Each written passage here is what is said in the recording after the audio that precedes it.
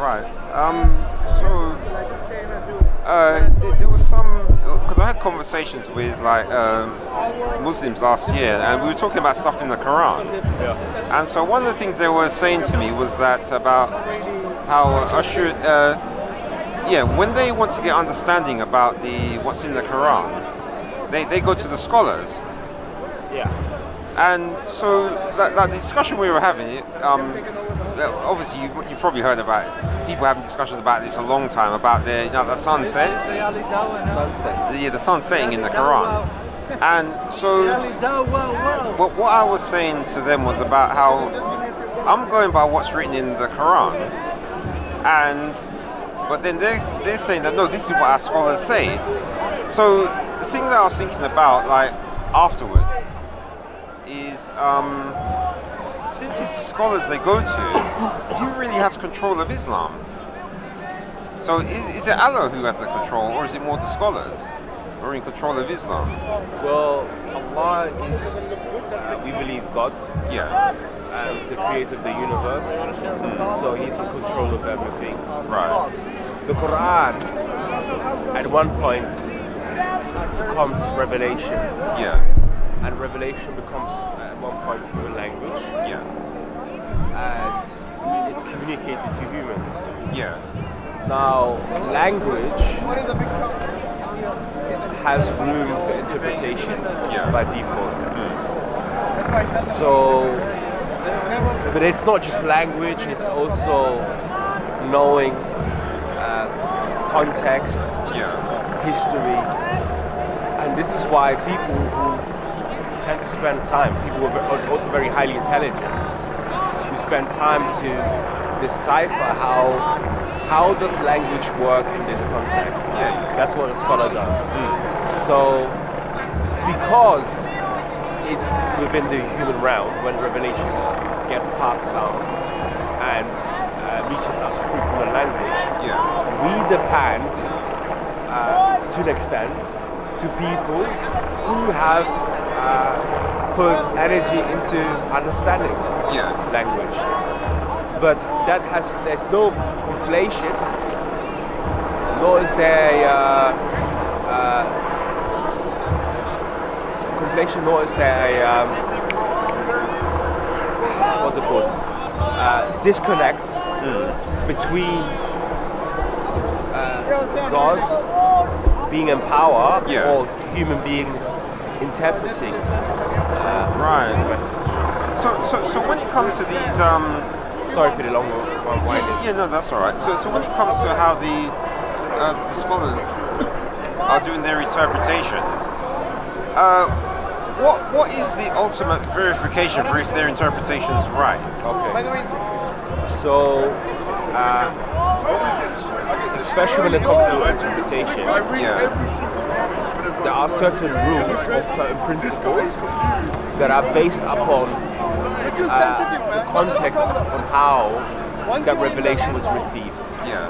So one principle, for example, is to understand the Quran the way the early Muslims understood it, because the early Muslims had interaction with the Prophet Muhammad. So when the Prophet Muhammad was revealing those texts to them, they were the first person contacts who were able to investigate at times why certain verses or what certain verses meant. And after that, we have those very companions who then engage with the book without the Prophet being there, who take lead by the language itself. So they look at certain verses, and certain verses have, like any human language, grammatical rules that the language has to abide by, and they try to interpret it that way. These are the two main ways how interpretation works. So it's interpretation via tradition, and it is interpretation via text and grammatical rulings. And there's other ways as well. But these are sort of like, in very simple terms, the Yeah. main ones. Right. So in Islam, is there any special revelation like from Allah involved, or is it only what the men decide between each other? Sorry, can you repeat? So I didn't understand the question. Well, because what you're describing there is the scholars, like, they examine the text and they examine the writings that say how what your prophet said, and then after that how the companions of your prophet interacted with the verses as well. So when it comes to that, those would just be what they were, like the information they're taking from what they was written down. So in Islam, is there anything, is there any concept of like a revelation from God after your prophet, or is it only the text that you can go by now?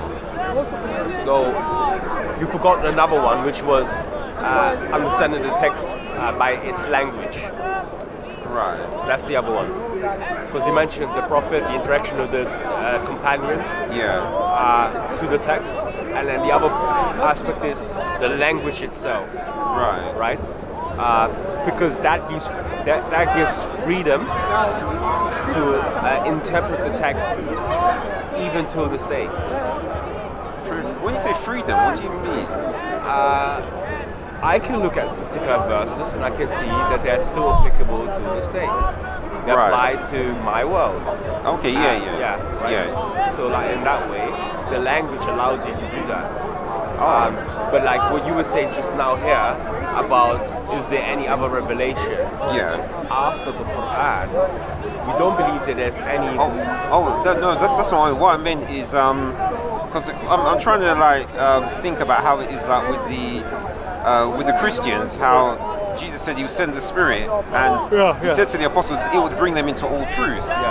So the way we see it is not that the Holy Spirit's going to come and tell us all kinds of new stuff. The main thing we're looking for is clarification of what's already written. So what I'm more after is there anything from, is there anything in any part of Islam where there's like, where Allah can send clarification about something which is in either the Quran or the Sunnah, but not that it's changing it, but clarification about it, but it's from Allah. Revelation has stopped. Because when I say revelation, that's when it's something new. So I'm not saying anything new. I'm talking about just clarification of something that's already there. But that's the thing. When revelation was coming down, clarifications were coming down too. So that has stopped. But what hasn't stopped is that the Quran is a text, if you like, that is or has been engaged in, like from its inception. People have continuously engaged with the Quran from its inception. I've studied it. I've never left it alone. There was never a period where you found that there were Muslims who were not interested in the Quran. So it's what I'm trying to say. It's a very living text that has years and generations upon generations and generations of scholars and people who were engaging and writing about the Quran. So in that sense, clarification is a continuous program that happens by the people who engage with it, because it is what matters. It's not a book for non-beings. It's a book for human beings. It's a book of guidance, which I'm having deja vu, which requires engagement, and that very engagement is where the clarification comes in. But to add a caveat, the Quran is very clear. There are certain verses that are clear in human language, like there's only one God. Do not worship another God. Don't put any partners aside to God. Very clear statements. But then there's also an aspect of the Quran that is ambiguous in meaning here. There's room for meaning. There's room for interpretation. Right. You know, you can. It's not definite. The Quran speaks about this, that there are disputes that Christians and Muslims will have, or people of the book, that will only be revealed at the day of judgment. Right. There's always going to be disagreement. We will not come to terms we have our disagreement. Let's live in peace, and God will decide at the end. There's an aspect of that as well. So there are certain things in the Quran we have absolutely no meaning. We don't absolutely know what it means at all. So there's these certain verses that begin with particular letters. Right. Hamim, Yeah. Alif, Lam, Ra, and these letters that scholars speculate about. But God says that you don't know the meaning of this, Right. So the Quran in its totality is a book that can be understood by human beings overall, and it has a bit of mystery in it as well. Right, so you're saying about how when what's going on, man? Are those Shias? These are just Iranian nationalists. I believe these are Iranian not the Iranian protests. They're going on in Iran because of the woman who got she got killed by the officials. Apparently because she took off her hijab, or hijab wasn't properly on. In Iran? Yeah, recently. I thought Iran was a bit lenient. No, they're very they have a theocracy almost. Yeah. So I think there's a lot of people who are very upset. Right, but why don't they just go and raid Iran? They're not going to do much over here. Oh no, that's not Iran. No, I'm sorry. I do apologize. I don't think this is Iran. All right. I don't recognize the flag. Can you see what it's saying on the posters? Well, it's got the noon. So it's Arabic. I'll be back. Yeah.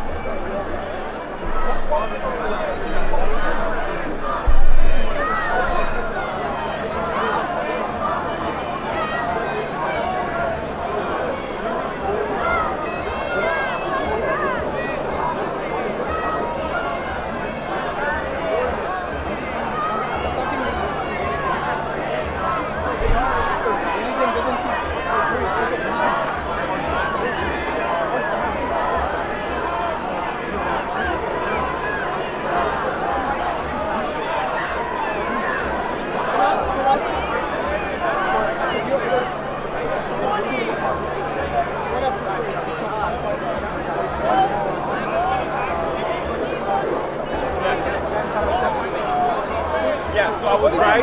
It's Iranians. Right. And it's to do with the unfortunate death of that lady who passed away under incarceration by something that I believe was extremely heinous and deplorable.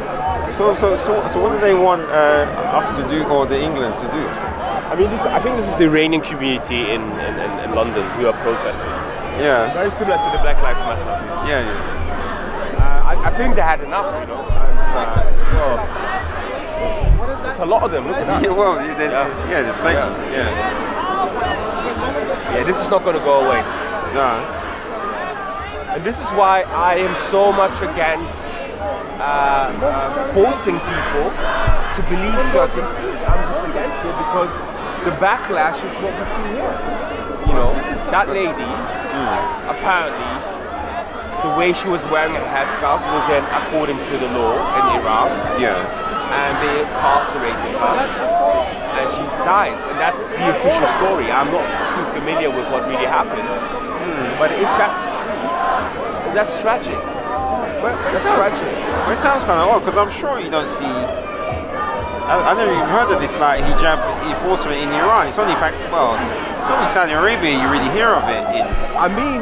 There was always Iranian activists who were very against, the enforcement of religious law in society. But I think they were kind of pretty much getting on with it. I think the death of condolences to the family. The death of this lady has really ignited a new revolution that I have not seen before. I knew that a lot of Iranians were very very disappointed at the political state in Iran, and a lot of them fled Iran. I have a friend of mine who can't be in Iran due to personal reasons, but I haven't seen this before. I think the last time we really saw this was perhaps in 1989, where there was economical crisis in Iran. Right. And Ayatollah Khomeini, Salman Rushdie, and all that situation. And that's at least in my living memory. I'm not an expert, but I have not seen this in a very long time. But what I find odd is that when you look at them, you see the way they're dressed. They don't dress like Muslims. They look different. Yeah. Okay. Because if you look at, I would say probably a lot of them are not Muslim, Right. or don't identify as Muslims, but I'm sure that there are amongst Iranians also, especially those activist type who do identify as Muslims, Right. but who are just upset at the conditions that these female. I saw images of like Iranian ladies who were previously wearing hijab, taking it off and burning it. right. You know, so it's that's what I'm trying to say. Like, this is ingrained in human nature. Once you trying to force human into, or you try to suffocate human beings, you will see that there will be resistance. Yeah. So you should win the hearts of the people, not their bodies or their physicality. Well, admittedly, I have to admit that the Chinese actually did a good job of that, because even though they were repressive, I don't know if you noticed what they did is they built up their place to have like skyscrapers and people, and they're having parties and everything. So they know that you have to let some of that stuff in order to pacify the people. But I presume that what they're doing in Iran is that they're trying to use force to keep the people down and let nothing in, and then of course. What's so ironic is that on the other side of Marble Arch right now, there's a religious ceremony taking place by the Shia Muslims, and they're mourning the death of Hussein. Yeah. And Shiaism is very big in Iran. Yeah. And then you have here, so that might be, although I believe that a lot of the Shia over there are from Arab descent and Pakistani descent, so there might not be a direct clash. But I think the ones walking down, they were the ones who were singing. Yeah. But I notice these guys aren't. They're shouting. Yeah. So I presume the singing ones. Yeah, sure. I'm going to go and try to have a conversation. Yeah. All right. Thank you.